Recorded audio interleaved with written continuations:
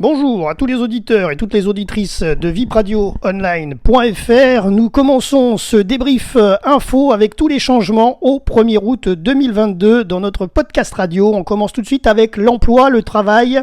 Alors, le SMIC, c'est une bonne nouvelle pour les personnes concernées. Une revalorisation automatique du salaire minimum interprofessionnel de croissance augmente automatiquement de 2,01% au 1er août suite à l'inflation et fait donc passer le SMIC horaire de 1302,64 euros à 1329,06 euros. C'est la quatrième augmentation du SMIC en moins d'un an. La dernière ayant eu lieu le 1er mai dernier avec une hausse de plus 2,65 en plus de la revalorisation annuelle du 1er janvier. Le SMIC est automatiquement augmenté à cause de l'inflation et donc en un an, vu que l'inflation a atteint 6,10%, le SMIC a augmenté en effet également depuis janvier 2022.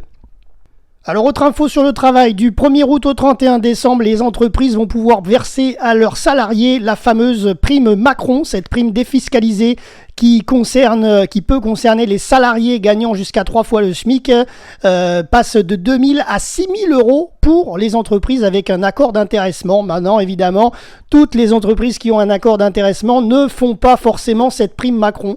Mais bon, voilà, c'est ouvert. La mesure concerne également les sociétés de moins de 50 salariés et pour toutes les autres, la prime passe de 1 000 euros à 3 000 euros. Le texte doit toutefois encore être voté par le Sénat. On passe à la rubrique bancaire. Le taux de rémunération du livret A grimpe à nouveau. Il passe dorénavant au 1er août à plus 2% au total.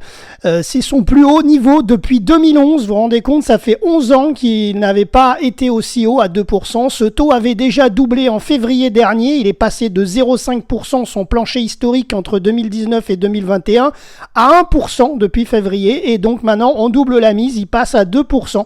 Voilà, cette hausse recommandée par le gouverneur de la Banque de France ne permet toutefois pas de compenser l'inflation sur cette épargne plafonnée. Alors de ce fait, vu que le taux du livret A augmente, il y a d'autres livrets qui passent aussi en augmentation. Il s'agit notamment du LDDS, le livret d'épargne, le livret de développement d'épargne et solidaire. Le livret de développement durable et solidaire, le LDDS, voilà, dont le plafond est à 12 000 euros. Il participe aussi, bien sûr, au financement de la transition énergétique et il atteint lui aussi les 2%, tout comme son grand frère, le livret A. Ensuite, le troisième livret, c'est le livret d'épargne populaire, le LEP, destiné aux plus modestes. Et lui, il va connaître une évolution de son taux qui passe de 2,2 à 4,6%. Voilà. Pour ce dernier livret d'épargne populaire, bien sûr, c'est sous condition de ressources, mais il faut remonter quand même à 98 pour avoir un taux comparable qui était à 4,5. Là, aujourd'hui, 4,6% au 1er août. Alors parlons un peu, on retourne un peu sur le travail, mais on va parler des fonctionnaires. Après 5 ans sans hausse, le geste du gouvernement envers les fonctionnaires est enfin effectif pour eux. Le décret augmente donc la valeur du point d'indice des agents publics de 3,5%. Il a été publié le 8 juin et ses effets seront visibles sur la fiche de paye du mois d'août.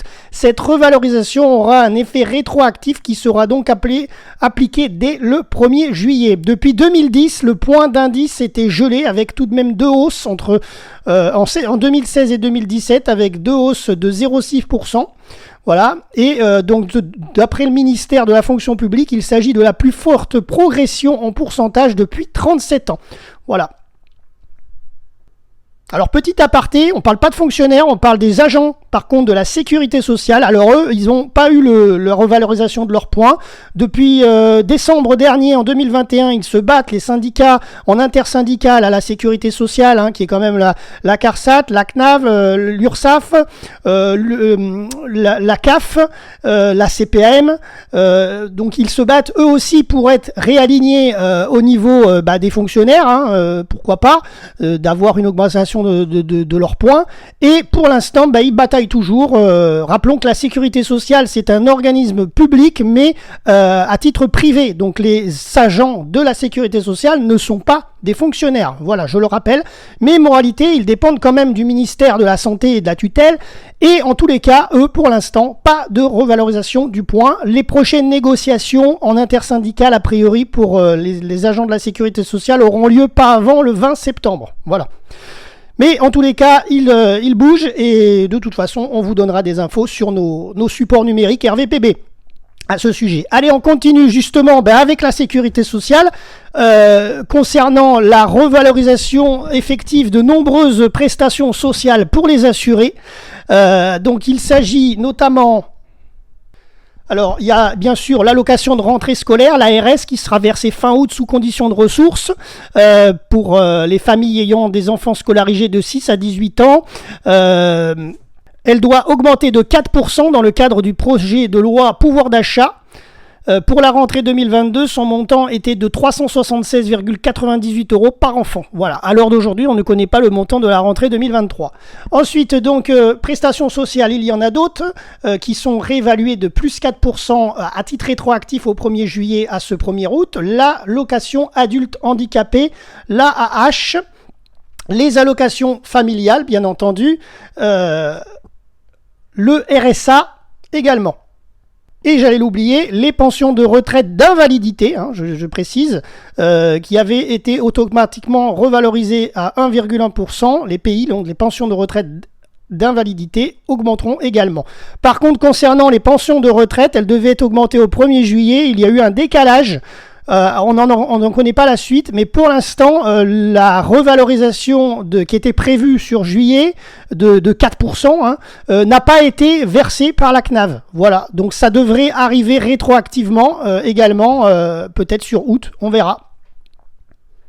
Oui, voilà, c'est ça, c'est ce que désolé, je vous lis en même temps que je vous parle. Donc oui, les pensions d'invalidité vont être revalorisées de 4% au 1er août et donc du coup, les pensions de retraite qui devaient être revalorisées au mois de juillet ont été décalées et normalement, la revalorisation des pensions de retraite est effective au 1er août pour 4%. Voilà, il suffit que la CNAV ait le budget par le ministère. Allez, on passe à l'énergie avec les carburants. La mesure devait prendre fin le 31 juillet, mais l'Assemblée nationale a voté sa prolongation dans le projet de loi de finances rectificative. La remise de 15 à 18 centimes par litre de carburant qui a été instaurée le 1er avril pour les Français est donc maintenue jusqu'au 31 août avant d'être augmentée. Elle passera de 18 à 30 centimes en septembre, et en octobre, elle redescendra à 10 centimes par litre de novembre à décembre. Voilà. D'ailleurs, ce coup de pouce du 1er août, là, s'ajoute également à la remise de 20 centimes, puis 10 centimes ensuite, promise par Total Energy dès le 1er septembre. Rappelons que Total Energy, c'est quand même une entreprise, un grand groupe privé, donc la prime peut s'arrêter, la remise peut s'arrêter à tout moment. Il n'y a pas d'assemblée nationale pour Total Energy. Voilà. Mais bon, c'est à noter quand même. Donc en tout cas, la remise carburant, 15 centimes par litre, est prolongée par le gouvernement jusqu'au 31 août. Voilà. Et nous terminons avec la santé. À compter de ce 1er août, le gouvernement ne pourra plus décider un confinement ou imposer le retour du pass sanitaire sans un vote du Parlement avant la fin de l'état d'urgence sanitaire. La nouvelle loi sanitaire qui devrait être promulguée ce week-end maintenant, qu'elle a été validée par le Conseil constitutionnel, doit mettre fin aux mesures d'exception contre le Covid-19. Voilà. C'est tout concernant les infos que nous avons de la santé, de la sécu, des prestations sociales, des carburants, etc., et bien sûr du travail. C'était Jérôme pour RVPB, vipradioonline.fr. Merci à tous de nous avoir suivis dans ce podcast radio et rendez-vous le mois prochain pour les prochains changements sociaux.